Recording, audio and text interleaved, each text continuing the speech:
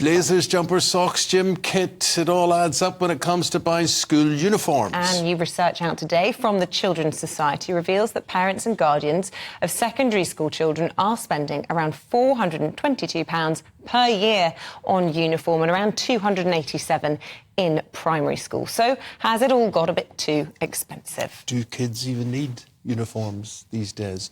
Mother of four, Faustina Anyawu, says uniforms shouldn't be banned, but does think that they have become pretty pricey. Meanwhile, mum of three, Ivana POKE-EW, believes in uniform despite the costs. Welcome to both of you and good morning. And you're both in similar positions. Faustina, you have 4 children. Ivana, you have 3 children, so you're facing the same prospects, but you have different views on this. Faustina, why do you think that the uniforms are just too expensive? Okay, thank you, Edmond. I have 3 kids in secondary school, 3 girls actually. So each year, each of them were spending more than £400 on their uniform, including their PE kits and all of that. Now, if you look at the figures, an average salary in the UK is between 30,000 to 40,000. If you work that out, you will find out that if you compare it with the average rent of between 2 to 3 bedroom flats in the UK, especially in London, is which is about £1,140 per month. And experts advise us that you shouldn't spend more than 30% of your salary on rent. But when you look at this, you see that parents are already overspending on other necessities, and putting the pressure of uniform on the parents again becomes so exorbitant. So I call it this is what I call discriminatory uniform model, which is really.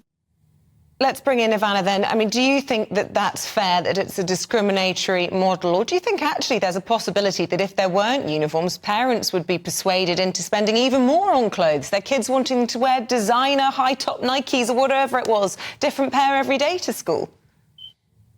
You said it for me, basically. Yeah, absolutely. I come from Slovakia and we don't have uniforms there.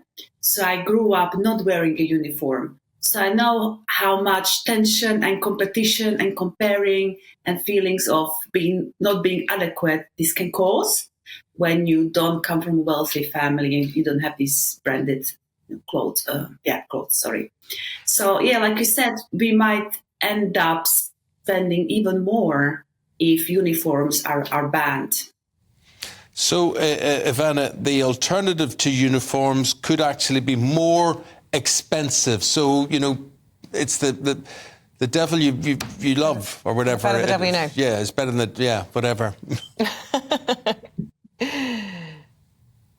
Yeah, sorry, can you say again? Yeah, sorry. I was just trying to say that they're probably better off where they are with uniforms than going out there buying what they want. Absolutely, and it makes it easier for us parents as well, because we don't have to worry. It's busy as it is in the morning. Yeah. So we don't have to worry about what you're going to wear this morning. Well, Faustina, I wonder if there's a happy medium in all of this. We don't scrap uniforms altogether, but perhaps schools could be a little less rigid in enforcing it.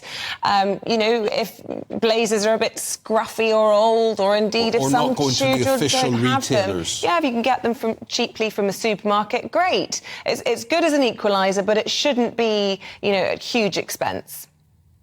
Yes, that's where I stand. I stand on banning branded uniform, or actually, reducing the scope of the branded uniform. Probably maybe the jacket or the jumper could be branded, but the rest of the parts of the uniform, especially the PE kits, the socks, the white shirts, we should be able to pick out white shirts and skirts and trousers for our children from the high street, from the shops, from the Tesco's and all of those shops, so that it's easier for parents to find uniform. I'm actually a pro uniform. I don't want children having to come to school to compete on designers' clothing and all of that. But I want it to be let it be affordable. If we are projecting that we have a free school education for our children in primary and secondary school, then we should come from the back, from the backyard to Well, ladies, class is dismissed. We've got to ring the bell there, and thank you both very much indeed. Time has beat us, but thank you. Gold star to both of you. It has to be said.